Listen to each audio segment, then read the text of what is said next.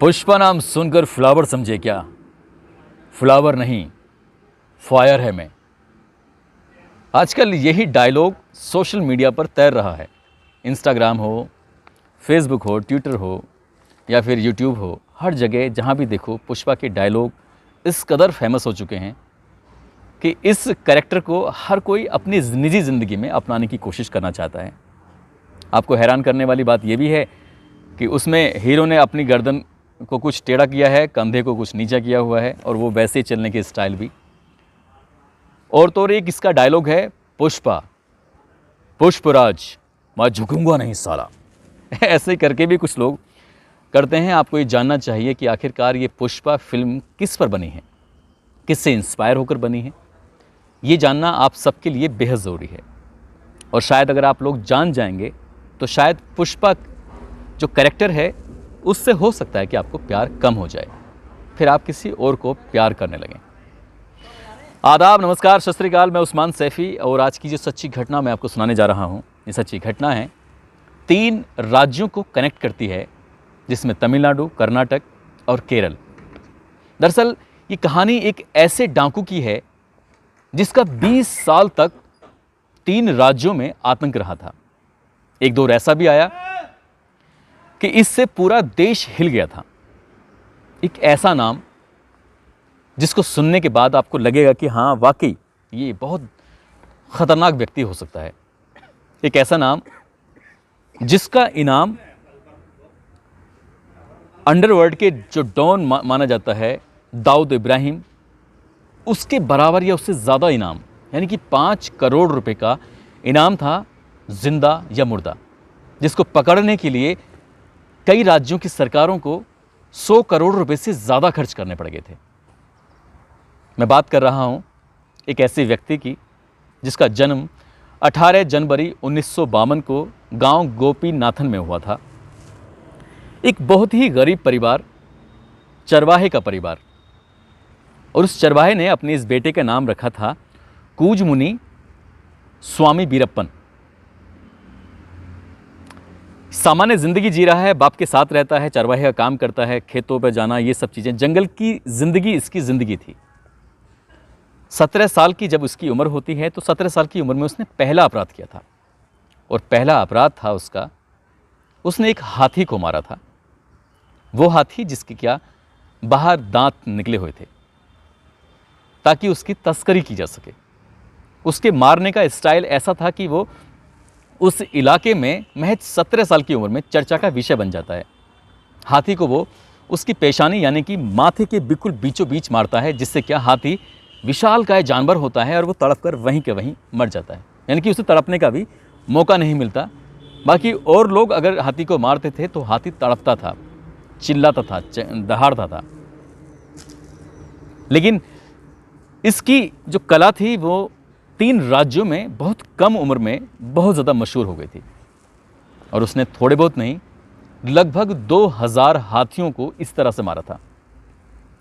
और ये कला सिर्फ एक ही व्यक्ति में विकसित हुई थी और उसका नाम था वीरप्पन। जब बड़ा होता है तो उसका नाम वीरप्पन पड़ जाता है। हाथियों को मारने के साथ साथ, उनके दांतों की तस्करी करने के साथ साथ, इस व्यक्ति ने, इस डाकू ने, इस डकैत ने, इस खूंखार व्यक्ति ने, वीरप्पन ने चंदन की तस्करी भी शुरू कर दी थी, जो कि पुष्पा फिल्म के अंदर दिखाया गया है। वैसे ही लाल रंग की जो लकड़ी आपको दिखाई दी गई है, उस लाल रंग की लकड़ी का यानी कि चंदन की तस्करी करता था। 2.5 लाख डॉलर नहीं, 2.5 करोड़ डॉलर की तस्करी। अगर 2.5 करोड़ डॉलर को आप रुपए में कन्वर्ट करेंगे तो पैसे का डंप लग जाएगा। हाथियों को उसने 1-2 को नहीं, 2000 हाथियों को मारा था। और 2000 हाथियों की जो दांत उसने बेचे थे तो सरकार का अनुमान है लगभग 30 लाख डॉलर में। मैं रुपयों की बात नहीं कर रहा हूं, डॉलर की बात कर रहा हूं। इन 2 कामों में उसके जो भी अगेंस्ट आता था, चाहे वो किसी गांव का व्यक्ति हो, चाहे वो वन विभाग का व्यक्ति हो, चाहे वो कोई पुलिस ऑफिसर हो, उसको वो मार देता था। उसने अपने 20 वर्ष के जो भी टाइम पीरियड उसका एक बदमाशी का, गुंडागर्दी का या डकैती का गुजरा था, 184 लोगों की हत्याएं की थीं। इसी की वजह से एसटीएफ का गठन किया गया था। कह सकते हैं कि भारत के इतिहास में अगर किसी डकैत को, किसी डाकू को मारने के लिए एसटीएफ का स्पेशल टास्क फोर्स का गठन किया गया था तो वो वीरप्पन था। एक बार का वाकया है कि आईआरएस ऑफिसर पी श्रीनिवास, इन्होंने उस इलाके के लोगों के साथ मिलकर ऐसी दोस्ती की कि गांव-गांव में लोग इन्हें पहचानने लगे थे। और एक दिन इन्होंने ऐसी रेड मारी कि 1 टन चंदन की लकड़ी बरामद की और वीरप्पन के लगभग 25 लोगों को हिरासत में ले लिया। वीरप्पन अगर किसी के नाम से डरता था, घबराता था तो पी श्रीनिवासन इनके नाम से घबराने लगा। और एक दिन ऐसा भी आता है कि पी श्रीनिवासन को इसके लिए कीर्ति चक्र से नवाजा गया था, क्योंकि जो काम पिछले कई सालों में नहीं हो पाया था वो इस आईआरएस ऑफिसर ने कर दिखाया था। वीरप्पन का एक सगा भाई जिसका नाम अर्जुनन, एक बार मुलाकात होती है इन ऑफिसर से, तो ये कहते हैं कि वीरप्पन से कहो वो सरेंडर कर दे, और वो सरेंडर कर देगा तो उसकी जो बाकी की ज़िंदगी है वो शायद सुकून से कट जाएगी। अर्जुनन, उसका भाई, वीरप्पन के पास पहुंचता है, कहता है भाई जो वन विभाग के ऑफिसर हैं वो कहते हैं कि सरेंडर कर दो। तो वो पूरा विश्वास में ले लेता है वीरप्पन, कहता है कि हाँ मैं तैयार हूँ, मैं सरेंडर कर दूंगा। और वो दिन आता है, इसके लिए करीब करीब 20-25 लोग जो जिम्मेदार लोग थे, उस इलाके के लोग थे, उनके साथ पी श्रीनिवासन जंगल की तरफ जाते हैं, वीरप्पन से मिलने के लिए जाते हैं। और जैसे जैसे ये आगे बढ़ रहे हैं वैसे वैसे हर 10-15 मीटर की या 100 मीटर की दायरे से एक एक आदमी कम होता चला जाता है। एक गांव का मुखिया भी था। आखिर में एक पुल पड़ता है, वो भी गायब हो जाता है। पी श्रीनिवासन अब अकेले रह जाते हैं और इनको वीरप्पन के लोग घेर लेते हैं। और घेरने के बाद वीरप्पन को गोली मारता है, फिर इनकी गर्दन को सर से, बिल्कुल धड़ से अलग कर देता है। और अलग करने के बाद जो भी इनके लोग थे वीरप्पन के, वीरप्पन उस खोपड़ी से फुटबॉल की तरह खेलता है। ये किस्सा इतना मशहूर होता है अधिकारियों में क्योंकि इसके एक चश्मदीद भी रहे हैं। उस चश्मदीद ने, ये एसटीएफ के चीफ रहे थे शंकर बिदरी, उनको एक व्यक्ति ने जब वो मिलता है तो तब इस बात का जिक्र करता है, इस बात की चर्चा करता है, तो शंकर बिदरी भी इस बात को बताते हैं। इसी बीच में ये एक मुथु नाम की महिला से शादी भी कर लेता है और ये अपना जो कारोबार है हाथियों को मारने का, चंदन की तस्करी का, या फिर जो भी इसके काम में रोड़ा बनता था उसको मारने का, ये सब करता रहता है। अभी तक इसकी जो गूंज थी वो सिर्फ 3 राज्यों तक थी। एसटीएफ जब इसे पकड़ने की कोशिश करती थी या वहाँ की पुलिस इसे पकड़ने की कोशिश करती थी तो ये कभी तमिलनाडु की सीमा में घुस जाया करता था, कभी ये केरल की सीमा में घुस जाया करता था, कभी कर्नाटक की सीमा में घुस जाया करता था। तो इसलिए ये पुलिस की नाक में इसने और वन विभाग की नाक में इसने दम कर दिया था। इसको पकड़ना इतना आसान नहीं था। और आसान भी कैसे होता, कई पक्षियों की आवाज़ निकालनी जानता था। अगर पत्ता भी जंगल में गिरता है तो उसकी पत्ते की गिरने की आवाज़ से पहचान लिया करता था कि पत्ता आखिर किस पक्षी की वजह से गिरा है। जंगल में पला बड़ा था, जंगल में ही इसकी आगे की जो ज़िंदगी थी वो कट रही थी। तो जंगल के नियम, कायदे, कानून, जंगली जानवरों के नज़दीक ये सब इतना जानता था कि इसे पकड़ना वाकई आसान नहीं था। यही कारण था कि इस पर 100 करोड़ रुपए से ज़्यादा खर्च कर चुकी थी सरकार इसको पकड़ने के लिए, लेकिन ये हाथ नहीं आ रहा था। बात है सन 1990 के आसपास की। इसके दल में लगभग 100 लोग थे, महिलाएं भी थीं, बच्चे भी थे। उन दिनों इसकी बीवी मुथु को एक बेटी पैदा होती है, 2 बेटियां पहले भी पैदा हो चुकी थीं इसको। तो वो बच्ची कई बार रोने लगती थी। जब बच्ची रोने लगती थी तो ये बात का जो मैं आपके जिक्र कर रहा हूँ, ये एसटीएफ के चीफ शंकर बिदरी ने इस बात का भी जिक्र किया है। जंगल में शांत एरिया के अंदर कोई बच्चा रोने लगे तो 2 से 3 किलोमीटर तक उसकी आवाज़ पहुंच जाएगी। उसे डर था वीरप्पन को कहीं ऐसा ना हो मेरी बच्ची की रोने की आवाज़ सुनकर एसटीएफ या पुलिस या वन विभाग सक्रिय हो जाए और मैं पकड़ा जाऊं। इतना क्रूर इंसान कि इसने अपनी बच्ची का गला घोंटकर उसकी हत्या कर दी। हालांकि इसकी पत्नी मुथु ने इसको रोका था, लेकिन ये नहीं माना।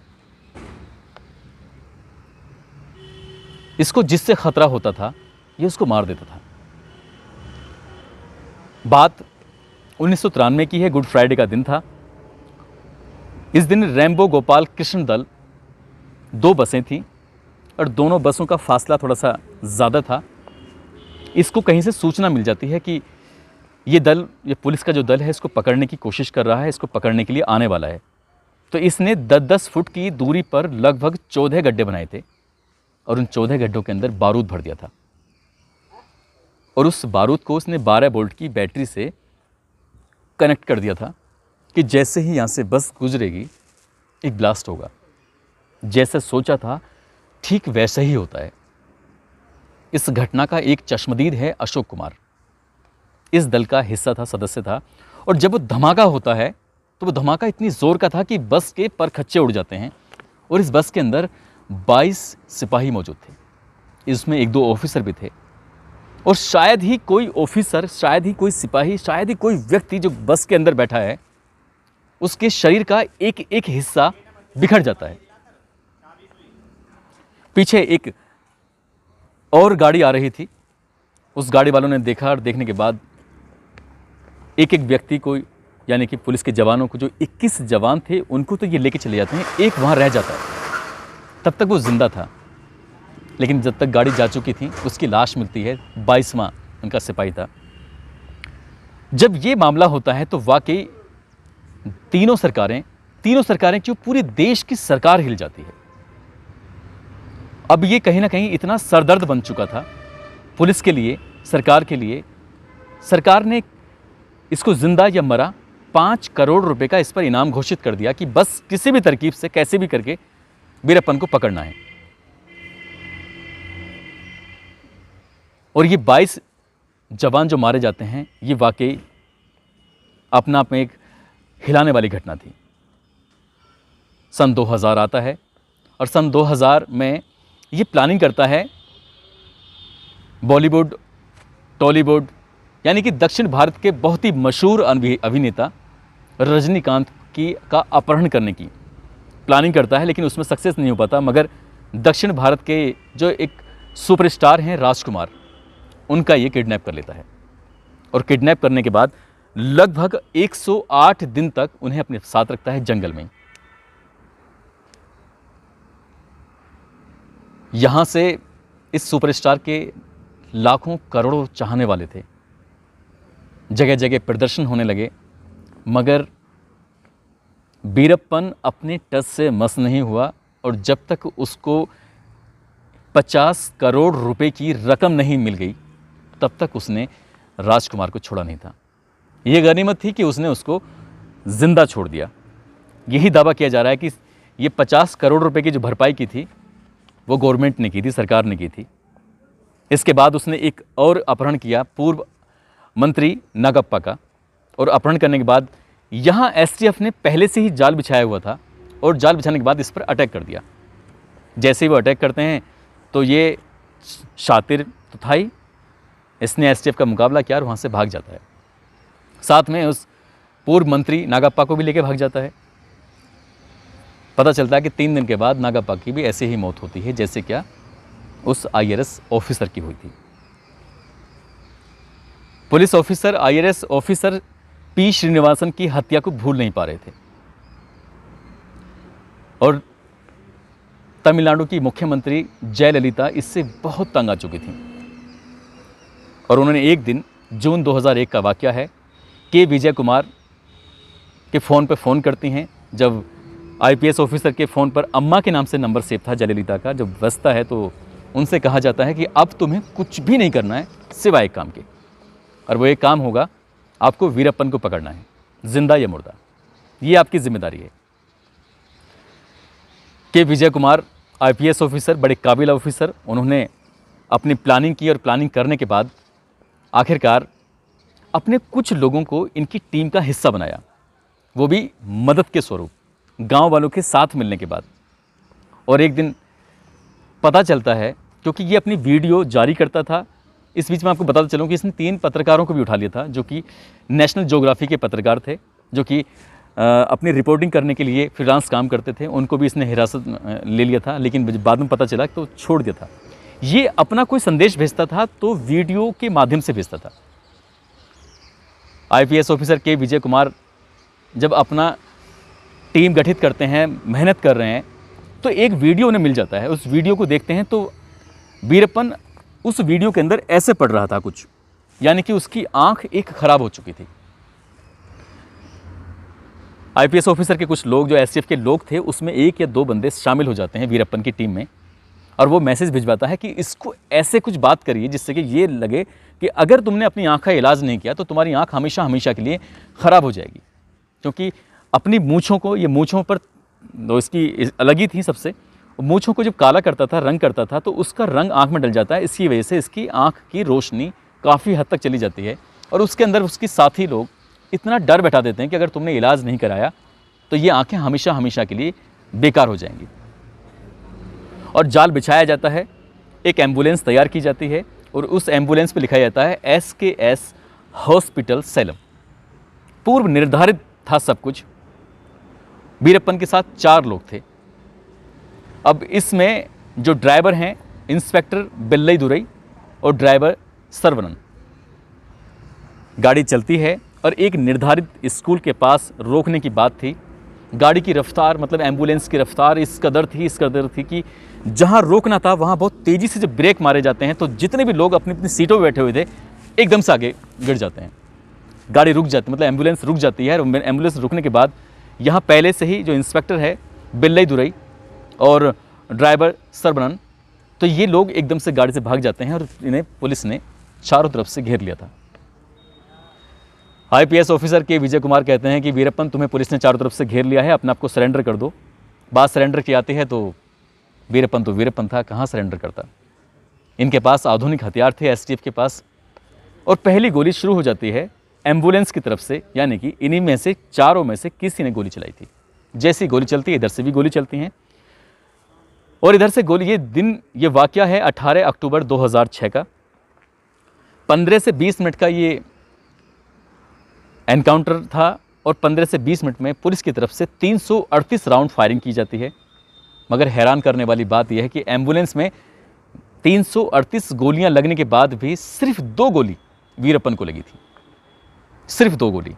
इसको लेकर जो ये ऑफिसर हैं के विजय कुमार, ये भी हैरान थे कि इतनी गोली चलने के बाद भी आखिरकार इसको कैसे लगी हैं। कितना शातिर, कितना तेज़ रहा होगा वो कि एम्बुलेंस के अंदर बैठा हुआ है, गोली चल रही है, 338 में से महज 2 गोली लगती हैं। जब पुलिस को यकीन हो गया, कन्फर्म हो गया कि ये मर गया है, तब कहीं जाकर जितने भी 30 के 30 वहाँ पुलिस वाले थे, उन्होंने के विजय कुमार को और उनके साथियों को गोद में ले लिया और फिर वंदे मातरम जिंदाबाद के नारे लगाने शुरू कर दिए। अब यहाँ से खुशी का पल था, क्योंकि 20 साल तक जिस व्यक्ति का, जिस वीरप्पन का आतंक रहा हो और वो 20 मिनट में वो ख़त्म हो गया हो, तो वाकई खुशी की बात थी। अब यहाँ से STF के चीफ के विजय कुमार सीधा फ़ोन करते हैं जयललिता जी को, मुख्यमंत्री जी को। उनकी PA फ़ोन उठाती हैं और कहती हैं कि मैडम तो सोने वाली हैं, सो चुकी हैं। तो उन्होंने कहा कि जाकर कह दीजिएगा, आपको ऐसी खबर सुनाई जाएगी जिससे शायद आपकी नींद और भी अच्छी हो सकती है। यही होता है, फ़ोन किया जाता है। फ़ोन करने के बाद जयललिता जी फ़ोन उठाती हैं। जब उन्हें पता चलता है कि वीरप्पन अब नहीं रहा, यानी कि 18 अक्टूबर 2006 को वीरप्पन का नाम हमेशा हमेशा के लिए ख़त्म हो जाता है। मगर आज भी उसे पुष्पा जैसी फिल्म में हीरो के रूप में जब पेश करते हैं तो न जाने कितने करोड़ों लोग उसकी डायलॉग पर कि पुष्पराज में झुकेगा नहीं साला, पुष्पा नाम सुनकर फ्लावर समझे थे क्या, फ्लावर नहीं फायर है मैं। तो कितने लोग उनके नाम की नकल करने की कोशिश करते हैं, उनकी एक्टिंग करने की कोशिश करते हैं। जो लोग जानेंगे कि वीरप्पन इतना खतरनाक था कि उसने 184 लोगों को मार दिया, 2000 से ज़्यादा हाथियों को मार दिया, करोड़ों रुपए की चंदन की लकड़ी का उसने तस्करी कर दी, विदेशों में भेज दी। ऐसे आदमी से कौन प्यार करेगा? कोई भी नहीं करेगा। दोस्तों, इस कहानी को सुनाने का उद्देश्य किसी को परेशान करना नहीं है, किसी का दिल दुखाना नहीं है, बल्कि आपको जागरूक करना है, आपको सचेत करना है। आप जहाँ भी रहें अपना ख्याल रखें, सुरक्षित रहें। फिल्म को एंजॉय के रूप में ज़रूर देखिएगा, उसके कैरेक्टर से इंस्पायर होकर आप ऐसा बनने की कोशिश मत कीजिएगा। अब जय हिंद, जय भारत।